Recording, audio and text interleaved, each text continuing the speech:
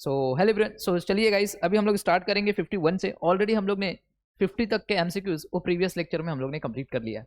So guys, आज हम लोग स्टार्ट करेंगे 51 से। ओके, बहुत सिंपल सिंपल एमसीक्यूज है, बहुत सारे एमसीक्यूज रिपीट हुए।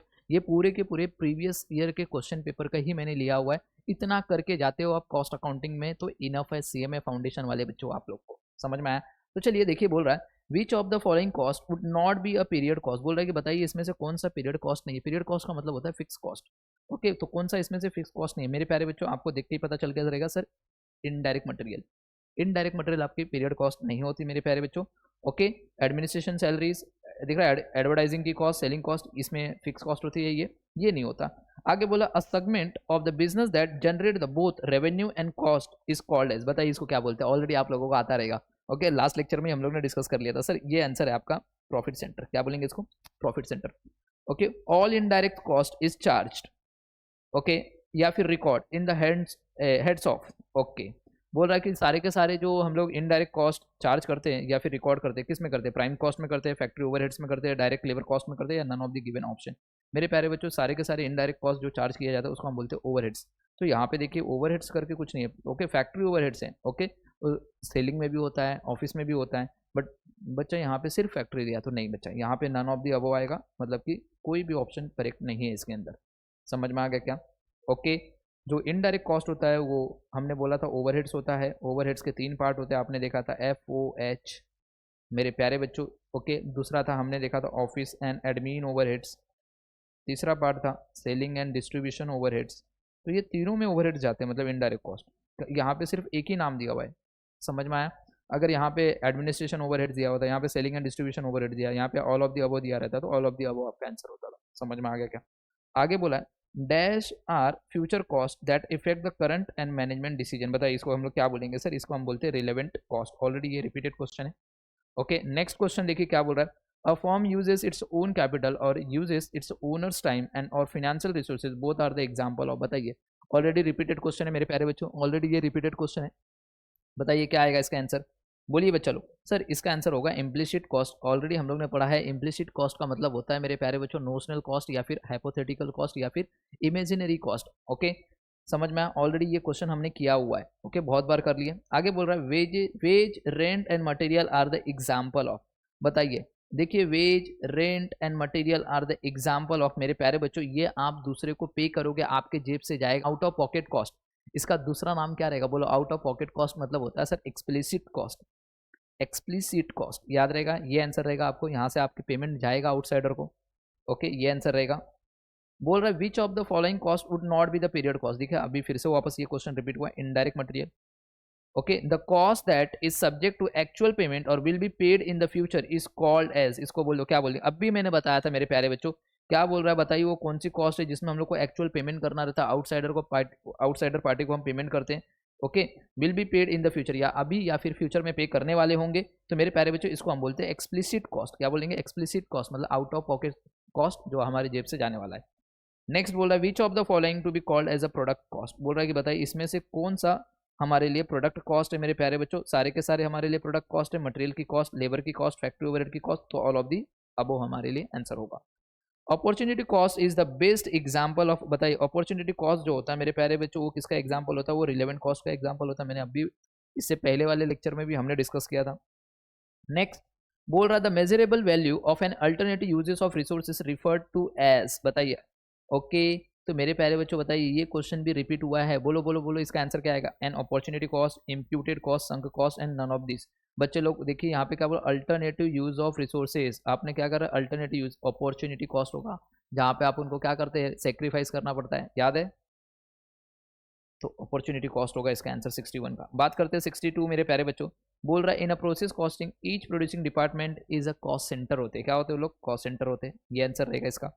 आगे बोला है cost can be classify according to the cost को हम लोग बच्चा लोग एलिमेंट वाइज हम लोग क्लासीफाई कर सकते हैं, फंक्शन वाइज भी कर सकते हैं, बिहेवियर वाइज भी कर सकते हैं। सर इसका आंसर होगा all of the above. Next बोल रहा है which of the following is a indirect cost. देखिए इसके ऊपर ना थोड़ा मेरे लिए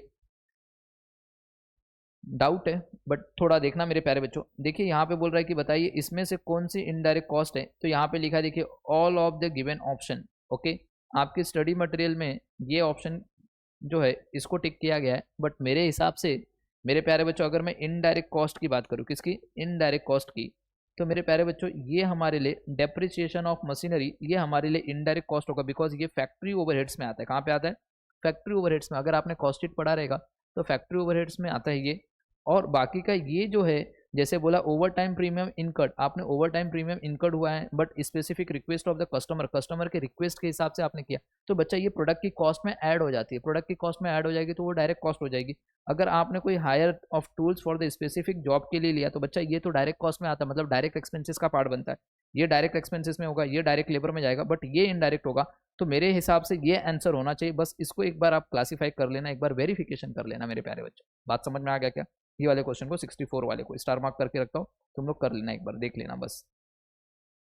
ओके, आगे बात करते हैं, which of the following is are not associated with ordering cost. ए हम लोग ने, आप लोगों ने तो नहीं पढ़ा रहेगा मेरे ख्याल से, सीएमए इंटर के बच्चे लोग, ओके, जो सीएमए इंटर के बच्चे उनको पता है ऑर्डरिंग कॉस्ट क्या होता है, कैरिंग कॉस्ट क्या होता है। तो बोल रहा है कि बताइए इसमें से कौन सी कॉस्ट हमारे लिए ऑर्डरिंग कॉस्ट नहीं है मेरे प्यारे बच्चों। तो इसका आंसर होगा साहब बच्चा, ये भी हमारे लिए ऑर्डरिंग कॉस्ट नहीं है, इंश्योरेंस भी हमारे लिए ऑर्डरिंग कॉस्ट नहीं है, अपॉर्चुनिटी कॉस्ट भी हमारे लिए ऑर्डरिंग कॉस्ट नहीं है। तो मेरे प्यारे बच्चों कौन सा नहीं है, all of the given option, सारे के सारे हमारे लिए क्या नहीं है, ओके, ऑर्डरिंग कॉस्ट नहीं है मेरे प्यारे बच्चों, ये सारे के सारे कैरिंग कॉस्ट है। ओके, देखभाल के खर्चे हैं ये सब, समझ में। Sales commission are classified as, बोल रहा है कि सेल्स कमीशन को हम लोग किस में क्लासीफाई करेंगे। ओके, सेल्स कमीशन फिक्स होता है, मतलब ये हमारे लिए पीरियड कॉस्ट का पार्ट बनेगा। किसका पार्ट बनेगा, पीरियड कॉस्ट का। समझ में आ गया क्या? A cost that remain unchange across the relevant range of units produce is what kind of cost, बोलो इसका आंसर क्या रहेगा। बोल रहा है ध्यान से सुनना, a cost that remain unchange, भैया आपका यूनिट बढ़े या आपका यूनिट प्रोडक्शन यूनिट कम हो, मतलब कि आप अपने गुड्स को प्रोड्यूस ज़्यादा करो या फिर कम करो, आपको वो चीज़ फिक्स ही रहेगा, मतलब इसको बोलते हैं फिक्स्ड कॉस्ट, है ना। अगर आप 100 यूनिट बना रहे हो, देखो यहाँ पे अगर आप 100 यूनिट्स बना रहे हो तो भी आपको रेंट सपोज मान के चलो 10,000 रुपये ही देना है।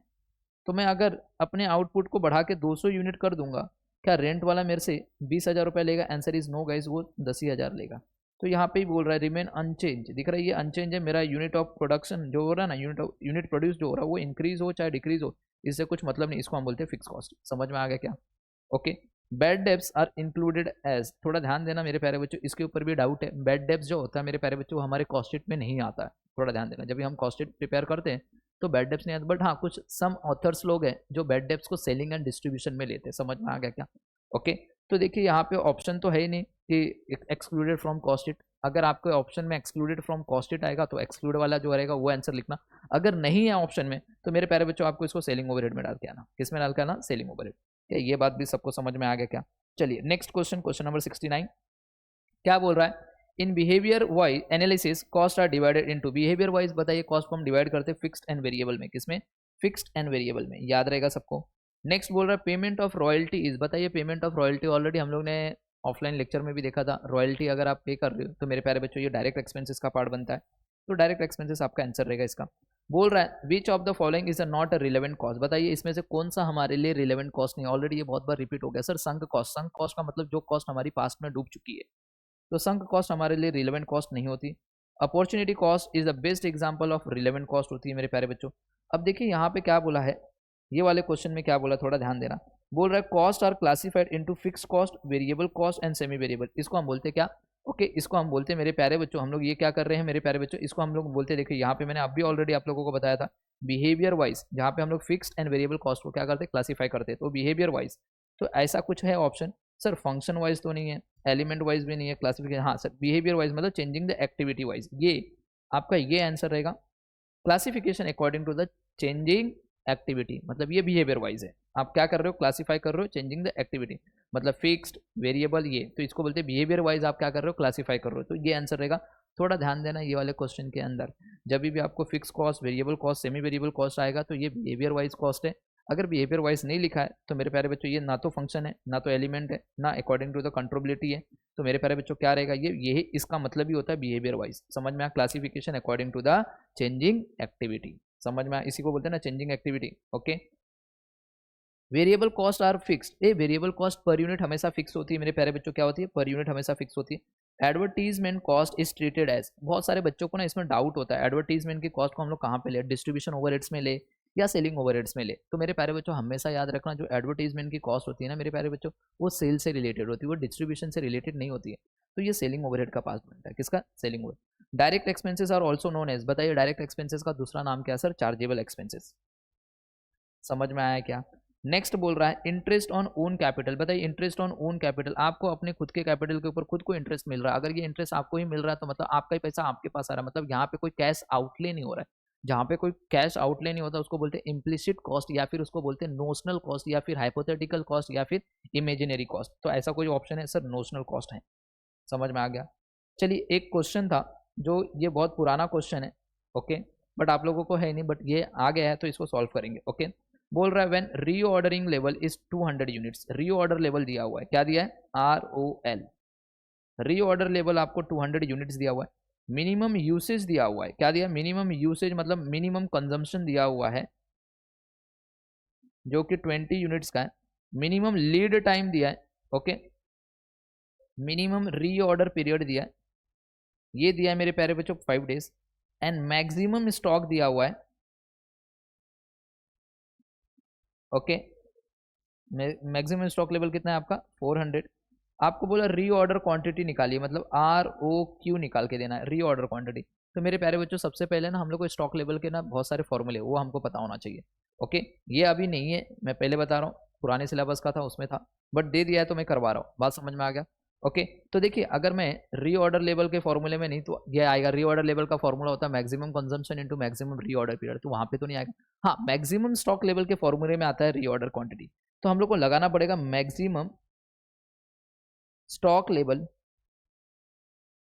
फॉर्मूला होता है reorder level plus reorder quantity minus bracket में हमको लिखना होता है minimum consumption into minimum reorder period. ये आपका फॉर्मूला होता है। तो मेरे को बताओ मैक्सिमम स्टॉक लेवल कितना सर? ये 400 है। रीऑर्डर लेवल आपको पता है सर 200, रीऑर्डर क्वांटिटी पता नहीं है, माइनस मिनिमम कंजम्पशन है सर 20 यूनिट्स का, और मिनिमम रीऑर्डर पीरियड है 5 डेज का।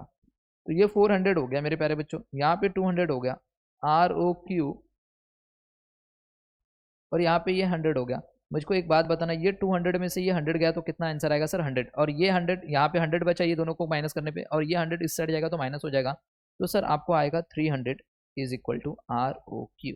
क्या आपके ऑप्शन में 300 है? आंसर इज यस सर, सी वाला आंसर आपका करेक्ट आंसर रहेगा। बात समझ में आ गया क्या? चलिए नेक्स्ट देखिए, बोल रहा है in the situation of increasing price, अगर आपके प्राइस इंक्रीज हो रहा है, the valuation of closing stock is more under. ध्यान से सुनना, प्राइस इंक्रीज हो रहा है तो value of closing stock more under किस में होगा सर? ये लिफो मेथड में होता है। किस में होता है? लिफो मेथड में। समझ में आ गया क्या? प्राइस इंक्रीज होगा, राइज होगा तो लिफो मेथड, अगर प्राइस डिक्रीज होगा, फॉल होगा तो फिफो मेथड होता है आंसर। थोड़ा ध्यान देना, ओके। तो ये दोनों क्वेश्चन पहले ओल्ड सिलेबस के थे, बट आपके एमसीक्यूज में थे, आपके स्कैनर में थे, तो मैंने उठा लिया और मैंने करवा दिया। पेमेंट ऑफ रॉयल्टी बताइए क्या होता है sir? Payment of royalty direct expenses का पार्ट बनता है, हमने देख लिया था, okay. Which of the following statement is true, बताइए इसमें से कौन सा स्टेटमेंट ट्रू है, आपको पढ़ना है और आपको बताना है। चलिए, abnormal cost is not controllable, क्या हम हमारे एबनॉर्मल कॉस्ट को कंट्रोल कर नहीं सकते क्या? यस सर कर सकते, ये आंसर तो गलत है, ये तो नहीं रहेगा ऑप्शन, ये फॉल्स है। एबनॉर्मल कॉस्ट को हम लोग क्या करते हैं? कंट्रोल कर सकते हैं। ऑलरेडी मैंने ऑफलाइन बैच में बच्चे लोगों को पढ़ाया हुआ है कि एबनॉर्मल कॉस्ट क्या होती है। समझ में आ गया कैसे हम लोग उसको कंट्रोल करते हैं? Financial expenses are included in cost sheet, नहीं रे बच्चा, जब हम कॉस्ट शीट बनाते हैं तो फिनेंशियल एक्सपेंसेस को नहीं लेते, ये भी फॉल्स है। All overheads changes with the change in volume and then same proportion, no रे बच्चा, जितने भी ओवरहेड्स होते हैं वो चेंज वॉल्यूम और इन द सेम प्रोपोर्शन में नहीं होते, ये भी फॉल्स है। हाँ, primary packing is an item of prime cost, yes ये आपका राइट है। समझ में? हमें ट्रू पूछा था, यस प्राइमरी पैकिंग जो होता है वो हमारे प्राइम कॉस्ट का पार्ट बनता है, तो ये हमारे लिए करेक्ट आंसर है। अब बोला which of the following is appropriate cost unit for the, okay, timber industry. बताइए टिम्बर मतलब वो जो लकड़ी फर्नीचर वाले होते हैं उनके लिए क्या रहता है? टन रहता है, आर्टिकल रहता है, केजी रहता है, या फुट रहता है? सर फुट के हिसाब से रहता है, तो पर foot. Which of the following is a differentiated between fixed and variable cost, बताइए कौन सा, okay, which of the following differentiate, कौन सा इसमें से कॉस्टिंग है जो क्या करता है? डिफरेंशिएट करता है फिक्स एंड वेरिएबल कॉस्ट को। सर ये होता है हमारे लिए, बताइए, uniform costing, marginal costing, standard costing. बताइए जो डिफरेंशिएट करता है सर ये होता है हमारे लिए मार्जिनल कॉस्टिंग। समझ में आ गया क्या? वेरिएबल कॉस्ट अलग, फिक्स कॉस्ट अलग, ओके। बोला which method of costing is use for determining the cost of printing industry, ध्यान से सुना, printing industry, sir job costing आएगा। अब सबका अलग अलग प्रिंटिंग होगा भाई, सबको अलग अलग प्रिंट आउट निकालना पड़ता है, तो उन लोग के लिए सबके लिए अलग अलग, तो जॉब कॉस्टिंग यूज होगा वहाँ पे। समझ में आ गया क्या? नेक्स्ट बोल रहा है behaviour wise sir, already behaviour wise दिख गया, तो हम लोग क्या करते हैं sir, fixed and variable cost लिखते हैं। Opportunity cost is the relevant game. बोल रहा है विच ऑफ द, मैं देख रहा which method of the costing determine, देखा फिर से प्रिंटिंग वाला आया sir, job costing. Variable cost per unit क्या होता है सर, पर यूनिट सेम होता है मेरे प्यारे बच्चों, फिक्स होता है। Which of the following item are excluded from the cost account, हाँ इंपॉर्टेंट, यहाँ से एक क्वेश्चन आपके एग्जाम में बनेगा ही बनेगा, अभी के भी एग्जाम में बनेगा। बताइए कौन सा ऐसा आइटम है जो एक्सक्लूड किया जाता है कॉस्ट अकाउंट में। सर इनकम टैक्स हमारे कॉस्ट शीट में नहीं आता, इंटरेस्ट ऑन डिबेंचर भी नहीं आता, कैश डिस्काउंट भी नहीं आता, all of the above. Advertisement expenses are treated, already हम लोग ने देख लिया एडवर्टीजमेंट एक्सपेंसेस क्या है sir, selling and distribution overhead का पार्ट बनता है। आगे बोला इंटरेस्ट ऑन ओन कैपिटल, देखिए रिपीट हो गया सर, नोशनल कॉस्ट। आगे बोला bad debts are included as, मैंने अभी बताया था बैड डेब्ट्स अगर हमारे ऑप्शन के अंदर लिखा रहेगा एक्सक्लूड फ्रॉम कॉस्ट शीट, तो हमें वही टिक करना है, ओके। बट अगर नहीं लिखा हुआ है तो हम लोग इसको कहाँ पे देंगे, सेलिंग ओवरहेड का पार्ट बनेंगे। बोल रहा है बताइए CAS रिलेटेड पोल्यूशन कॉस्ट, बताइए कौन सा CAS में आता है, बताइए बताइए बताइए सर, पोल्यूशन कॉस्ट बताइए। ऑलरेडी मैंने इसका एक ट्रिकी वीडियो बनाया है, यूट्यूब चैनल पे जाइए हमारे, ओके, आपको आराम से मिल जाएगा। सर पढ़ते ही आपको पता चल गया सर, पोल्यूशन कॉस्ट कितने नंबर पे आता है सर, 14th नंबर पे, यस सर। नेक्स्ट है cost are classified between the direct indirect cost according to the method of classification by, बताइए क्या रहेगा सर। यहाँ पे हम लोग क्या करते हैं, डायरेक्ट इनडायरेक्ट को क्या करते हैं, ट्रेस करते हैं, तो ये ट्रेसिबिलिटी, ऐसा कोई ऑप्शन है, degree of traceability to product, yes. Depreciation on building is an example of, बताइए depreciation on building is an example of, बताइए sir, depreciation on building is an example of, ये कौन सा होता है सर, कमिटेड कॉस्ट होती है, क्या होती है ये, कमिटेड कॉस्ट, याद रहेगा। नेक्स्ट बोल रहा है when the volume of output is increase, जब वॉल्यूम ऑफ आउटपुट इंक्रीज होता है, then the per unit fix cost will be, क्या होगा सर, पर यूनिट फिक्स कॉस्ट क्या होती है, डिक्रीज होती है। समझ में आएगा क्या, क्या होगा, डिक्रीज, ओके। अगर चाहिए तो देख के लीजिए, देखिए यहाँ पे 10 यूनिट अगर मैं बनाता हूँ और मेरा जो रेंट है सपोज मान के चलो 100 रुपये है, तो 1 यूनिट का रेंट कितना पड़ेगा सर, 10 रुपये। अगर मैं 20 यूनिट बना रहा हूँ, कितना, 20 यूनिट बना रहा हूँ, रेंट तो मेरे को 100 रुपये ही देना पड़ेगा, मगर पर यूनिट कितना हो जाएगा, 5 रुपये हो जाएगा, क्या डिक्रीज हो रहा है पर यूनिट हमारा यहाँ पे। समझ में आ गया क्या, यहाँ पे वही बोला था पर यूनिट फिक्स कॉस्ट क्या होगी सर, डिक्रीज होगा, तो देखिए डिक्रीज वाला ऑप्शन राइट है। आगे बोला 97, विच of the following costing method is suitable for toy making industry, बताइए टॉय मेकिंग इंडस्ट्री के लिए कौन सी कॉस्टिंग सुटेबल है, ओके। अब थोड़ा ध्यान देना मेरे प्यारे बच्चों, जो टॉय मेकिंग इंडस्ट्री होती है ना, वो बैच में बनती है, किसमें बनती है, बैच में, ओके। तो बैच कॉस्टिंग इसका आंसर होगा, क्या होगा, बैच कॉस्टिंग, याद रहेगा। बोल रहा आगे विच of the following is a not a technique of costing, बताइए इसमें से कौन सा हमारे लिए टेक्निक ऑफ कॉस्टिंग नहीं है, ओके। तो मेरे प्यारे बच्चों प्रोसेस कॉस्टिंग जो वो टेक्निक नहीं है, बाकी के तीनों हमारे लिए टेक्निक है। And last sorry second last, excise duty is an example of, ध्यान से सुना, एक्साइज ड्यूटी जो होता है वो चार्जेबल एक्सपेंसेस का पार्ट होता है, चार्जेबल एक्सपेंसेस में आ जाता है ये, ओके। एंड लास्ट बोल रहा है interest on own capital is, sir ये नोशनल कॉस्ट हो जाएगा। क्या हमने 100 तक कर लिए, सो गाइस इसी के साथ हमने 100 तक कंप्लीट कर लिए। अब नेक्स्ट लेक्चर में हम ट्राई करेंगे 100 के बाद, समझ में। सो आई होप आपको सारे के सारे आंसर्स पता चल गए रहेंगे क्या है। सो मिलते हैं नेक्स्ट लेक्चर में, okay. So bye bye and take care.